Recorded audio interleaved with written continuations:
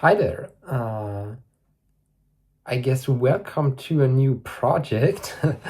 So this is gonna be a devlog about some software I'm coding. It's called a connection GUI for Qubes OS. Qubes OS is a cybersecurity focused operating system, almost exclusively open source. There are some binary blobs included by hardware manufacturers that are not open source. So yeah, why make a devlog? More specifically, I'm planning to start streaming today. Why make a devlog about the software? 3 points. So first of all, motivation. I noticed with the Let's Play projects, I've been playing much more than the time beforehand.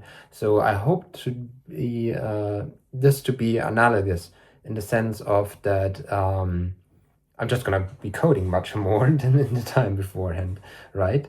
Because this project is very important to me.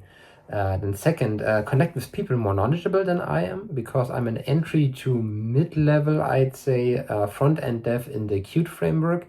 And I noticed that with, for example, the Dungeon Siege 1 Let's Play, there were at least there was one, let's call it one person, but very knowledgeable about the game and just commenting and watching the videos.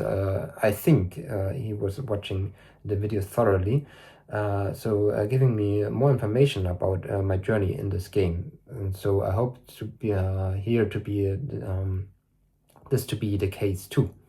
And thirdly, connect with the Qubes community, because I noticed that the forums of Qubes OS and the Matrix chat room as well, they are quite, I'd say, serious spaces to be around in. And also it's I just hope for this stream to be kind of a playground for the Qubes OS community and be able to connect with them. Also get to know a bit more about their needs and their desires about the operating system and how they're using it essentially. But that's not one of the main reasons why I'm starting this live stream, like the user research, so to speak. No, that's not one of the main reasons at all.